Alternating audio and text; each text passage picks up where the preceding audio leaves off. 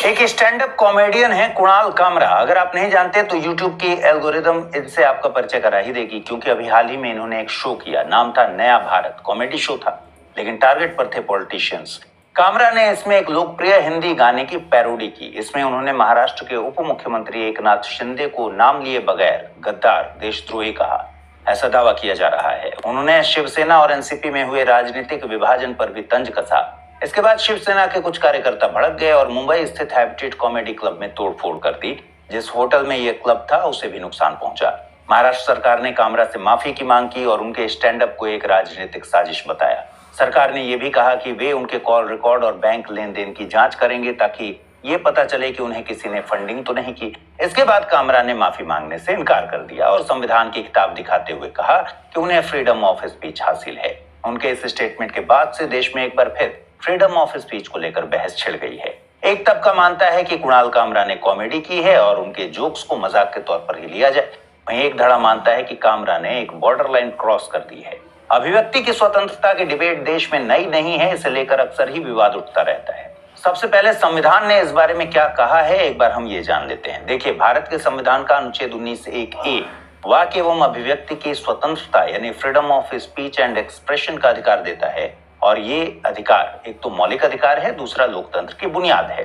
इसका मतलब है कि कोई भी व्यक्ति अपनी राय खुलकर रख सकता है। हालांकि ये अधिकार कुछ सीमाओं या प्रतिबंधों के साथ आता है, जो कि अनुच्छेद 19(2) में दी गई हैं। प्रतिबंध क्या क्या हैं? इनमें भारत की संप्रभुता और अखंडता, राज्य की सुरक्षा, विदेशी राज्यों के साथ मैत्रीपूर्ण संबंध, सार्वजनिक व्यवस्था, शिष्टता या नैतिकता, न्यायालय की अवमानना, मानहानि, अपराध के लिए उकसाना इत्यादि शामिल हैं। इन प्रतिबंधों के मद्देनजर ही सवाल उठता है कि क्या कुणाल कामरा ने लिमिट क्रॉस की है। लॉ एक्सपर्ट कहते हैं कि संविधान राजनीतिज्ञों पर व्यंग्य की इजाजत तो देता है, लेकिन ये बेलगाम नहीं होने चाहिए। राजनीतिज्ञों पर तंज कसे जा सकते हैं, लेकिन ये निजी नहीं होने चाहिए।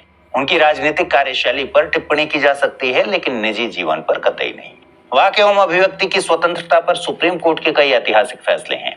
रोमेश थापर बनाम मद्रास राज्य मामले में सुप्रीम कोर्ट ने कहा कि अभिव्यक्ति की स्वतंत्रता किसी भी लोकतांत्रिक समाज के लिए जरूरी है। इसे केवल उन्हीं स्थितियों में प्रतिबंधित किया जा सकता है जो संविधान में वर्णित हैं। श्रेया सिंघल बनाम भारत संघ इंपॉर्टेंट मामला है, जिसमें सुप्रीम कोर्ट ने कहा कि किसी व्यक्ति की आलोचना या व्यंग्य को केवल इसलिए दंडित नहीं किया जा सकता क्योंकि वह सरकार या किसी नेता के खिलाफ है।